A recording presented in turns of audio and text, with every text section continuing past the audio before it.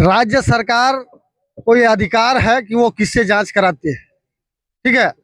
और 19 लोगों की अभी तक गिरफ्तारी हो चुकी है। पूरे देश में मुझे लगता है कि अभी तक नियुक्ति नियमावली में चाहे पेपर लीक के मामले में इतने लोगों की गिरफ्तारी नहीं हुई है। जेपीएससी के अध्यक्ष ने जो है खुद अपना इस्तीफा सौंपकर जो है बाहर चले गए। सरकार हर स्तर पर बात करने के लिए तैयार है। सरकार की दरवाजा हमेशा खुली है। काहे नहीं करेगी? एबीवीपी के साथ साथी आए, उनसे भी बात करेंगे। नहीं, अरे वो स्वतंत्र हैं। सुबह से ही सरकार के डेलीगेट से छात्र संगठन के विभिन्न सदस्यों के साथ महत्वपूर्ण बैठक करी है और ऐसे में छात्रों की समस्याओं को जानने का प्रयास करी है। जिस तरह से सरकार ने कल रात में वहां पे अनशन पर बैठे छात्रों के साथ महत्वपूर्ण बैठक की थी और अब शुरू हो गया है सरकार की तरफ से कि उनके जो छात्र संगठन है उनके जितने जो पदाधिकारी है उनके साथ महत्वपूर्ण बैठक करने का। और सुबह लगभग 10:30 बजे से सरकार के 4 मंत्री, रांची के डीसी, एसएसपी, तमाम ऐसे अधिकारियों के साथ छात्रों की मीटिंग चल रही है और ऐसे में इस मुद्दा को सरकार बहुत जल्द सुलझाने का प्रयास कर रही है। क्योंकि जैसे तमाम लोगों को यह पता है कि छात्रों का कॉल है कि 10 तारीख को विधानसभा मार्च होना है और सरकार चाहती है कि विधानसभा मार्च से पहले छात्रों के जो मुद्दे हैं उन मुद्दों पर बातचीत कर ली जाए और उनकी जो समस्या है सुलझा ली जाए। तमाम छात्रों का एक ही डिमांड है कि जिस तरह से गड़बड़ियां 14वीं जेपीएससी में देखा जा रहा है उसे रद्द करने की मांग कर रहे हैं और इस पूरे मुद्दे पर सीबीआई जांच करने की मांग कर रहे हैं। बैठक के बाद जब सरकार के डेलीगेट्स यानी सरकार के 4 मंत्री जब बाहर निकले तो मीडिया से क्या कुछ कहते हुए नजर आ रहे हैं और छात्र संगठन से जुड़े लोग वो भी क्या कुछ कह रहे हैं, चलिए हम आपको सुनाते हैं। देखिए, ये झारखंड मुक्ति मोर्चा की छात्र इकाई जो है झारखंड छात्र मोर्चा, उनका स्पष्ट डिमांड है कि चूंकि 14वीं जेपीएससी जो है उसमें अनियमितताएं सामने आई हैं और इसकी गंभीरता को देखते हुए पार्टी और पार्टी का छात्र संगठन जो है काफी मर्माहत है। और उसी के क्रम में कल हम लोगों ने जो है पार्टी के डेलीगेशन के रूप में अमन तिवारी जो छात्र मोर्चा का हम लोग का अगुवाई करता है, इसके नेतृत्व में हम लोग उन्होंने गया था, वहां पर छात्रों से बात हुई और इसकी गंभीरता को देखते हुए पार्टी को हम लोगों ने अवगत कराया और पार्टी ने जो है 5 सूत्री हम लोगों को जो इन लोगों के सामने समक्ष रखने के लिए हम लोगों का मेमोरेंडम बना। उसमें यही है कि 14वीं जेपीएससी को तत्काल प्रभाव से उसे रद्द किया जाए। उसके साथ ही साथ 2023-25 बैकलॉग उसको भी रद्द किया जाए और निष्पक्ष तरीके से जो है कैलेंडर जारी हो और समयबद्ध सभी परीक्षाओं का संचालन हो और उसका रिजल्ट का प्रकाशन हो, नियुक्तियां हो, ताकि इस राज्य के लाखों छात्र, युवा और आम जनता जो है उसका सरकार के प्रति और जेपीएससी के प्रति विश्वास बढ़े और जो भुक्तभोगी छात्र हैं उनके साथ न्याय हो, उनके हक और अधिकार सुरक्षित हो। इन्हीं बातों के साथ हम लोगों ने जो है अपनी, क्योंकि जेएसएससी में क्या मतलब आप बोलना चाह रहे हैं? देखिए, ऐसा नहीं है। अगर मान लीजिए पूर्व में नियुक्तियां तो हुई हैं तो इसका मतलब कि जब से राज्य की स्थापना हुई है उसके तुरंत बाद तो हमको लगता है बहुत सी नियुक्तियां हुई अभी तक। टीडीपीएल ठीक है, लेकिन चूंकि बहुत लोगों ने यह मामला उठाया था, कल हम लोग गए थे तो ये सीजीएल का मामला भी आया था सामने, लेकिन चूंकि सीजीएल में नियुक्ति हो चुकी है और ऐसे छात्र और मामले जो हैं वो हाईकोर्ट में विचाराधीन है अभी, उस परिस्थिति में हम लोगों ने स्पष्ट कहा कि चूंकि सीजीएल का मामला हम लोग पर एग्री नहीं कर सकते हैं, चूंकि हमारी पार्टी जो है इस पर उनका जी। अच्छा सुनिए, राज्य सरकार को ये अधिकार है कि वो किससे जांच कराती है। ठीक है। और 19 लोगों की अभी तक गिरफ्तारी हो चुकी है। पूरे देश में मुझे लगता है कि अभी तक नियुक्ति नियमावली में चाहे पेपर लीक के मामले में इतने लोगों की गिरफ्तारी नहीं हुई है। जेपीएससी के अध्यक्ष ने जो है खुद अपना इस्तीफा सौंपकर जो है बाहर चले गए। तो ऐसा नहीं, सरकार गंभीर है इस पर और माननीय मुख्यमंत्री जी जी हाँ, अरे उन्हीं के साथ हैं, तभी तो हम लोग आज हम लोगों ने आग्रह भी किया आज कि आज अगर खत्म हो जाए, आप लोगों से निवेदन है कि ये धरना जो है अनिश्चितकालीन जो है यहाँ पर छात्र बैठे हैं, तो बड़ी मेहरबानी होगी कि इसको तत्काल नहीं मैं अरे हम लोग खुद गए हैं उनके साथ में, रात में हमको लगता है 11:30 बजे जो छात्र आपका सदर में एडमिट है वहाँ, उनसे भी हम लोग मिलने के लिए गए। मंडल से भी बात करेगी क्या आपकी सरकार? हर स्तर पर बात करने के लिए तैयार है, सरकार की दरवाजा हमेशा खुली है, काहे नहीं करेगी।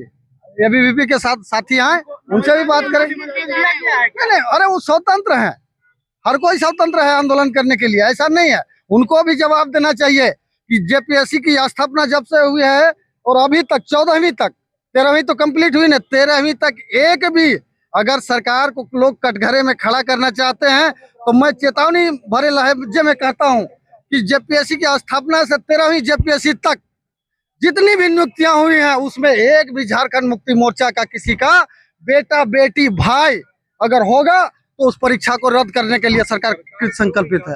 अरे जांच कर रही है, इसमें सुन लीजिए, सीबीआई इसलिए नहीं कि सब फर्स्ट जेपीएससी और सेकंड जेपीएससी मेरे नेतृत्व में, सुनिए मैं आपको आश्वस्त करना चाहता हूं, प्रथम जेपीएससी से 5वीं जेपीएससी तक जितने प्रोटेस्ट हुए, जितने आंदोलन हुए, छात्रों के साथ हमने कदम से कदम मिलाकर उनका साथ दिया, लेकिन फर्स्ट और सेकंड जेपीएससी में आज तक जो है सीबीआई चार्जशीट दाखिल नहीं कर पाई और उस समय की जो नियुक्तियों में जो लोग नियुक्त हुए वो रिटायरमेंट के कगार पर हैं और वही कारण है कि आज जेपीएससी संदेह के घेरे में खड़ा है।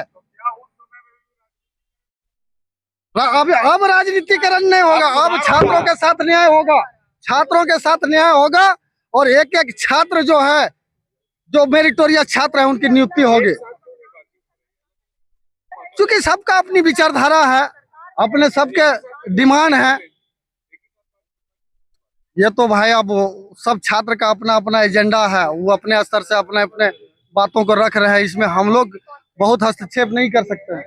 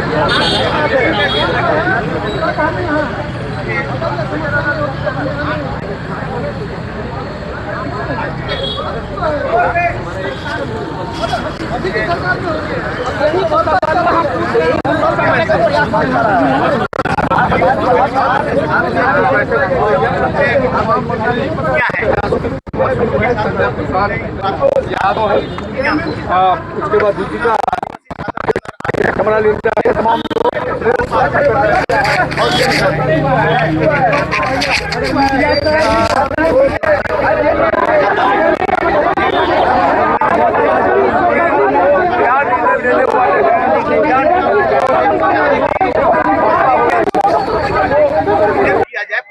मतलब है और माता की किस तरह से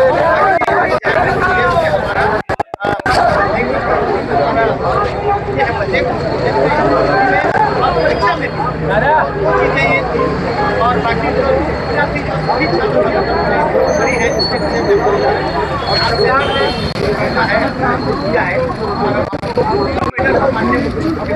नकारात्मक निष्कर्ष कब तक उम्मीद रखी हम लोग, निष्कर्ष कब तक क्या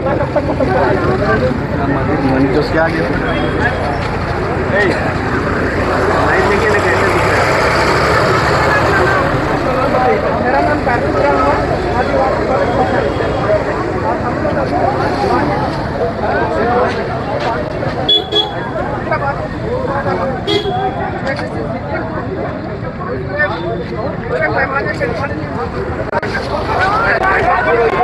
उस बैठक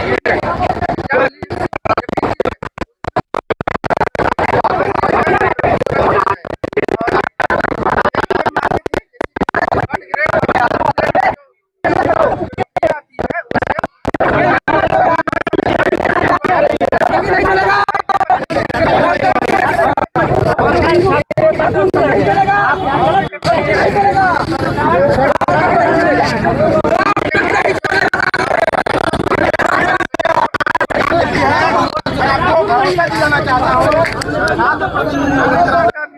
एक क्वालिफाइड पर होना चाहिए, ये मुख्य मांग है। ठीक है, धन्यवाद। नाम बता दीजिए। कार्तिक राव, आदिवासी हॉस्टल।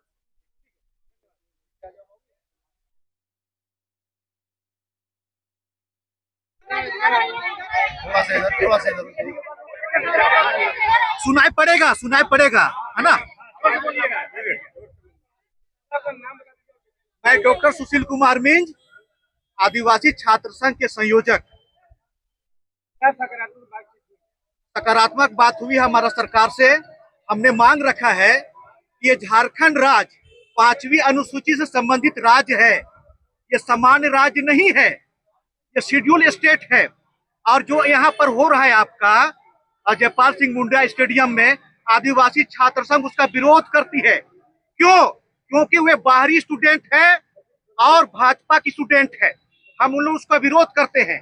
और ये राज्य आदिवासियों का अथक बलिदान से बना है और आज तक हमारा राज्य में स्थानीय नीति घोषित नहीं हुई है।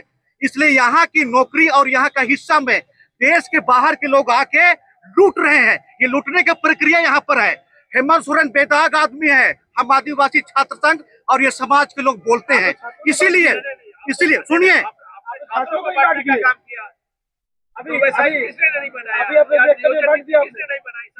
नियोजन नीति के लिए हम लोग बीजेपी सरकार में रखे थे। बाबूलाल मरांडी मुख्यमंत्री थे, हमने रखा था।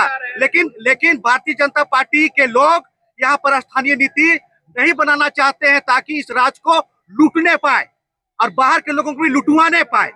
और इसका हम लोग विरोध करते हैं। तो छात्रों से, छात्र के विभिन्न स्टेक होल्डर्स से हम लोगों ने प्रयास किया बात करने का। एक मेल आईडी हमने जारी की है जो आपके समक्ष है, और हम आपके माध्यम से झारखंड के तमाम छात्रों से ये अपील करते हैं कि अगर आप कोई सुझाव इस प्रक्रिया के सुधार और बाकी चीजों के लिए देना चाहते हैं तो निश्चित रूप से आप सुझाव दें। सरकार आपके सुझावों को भी अपनी कार्यवाही में इनकॉर्पोरेट करेगी और उसके अनुरूप फैसला करेगी। आप सभी लोगों को बहुत बहुत धन्यवाद।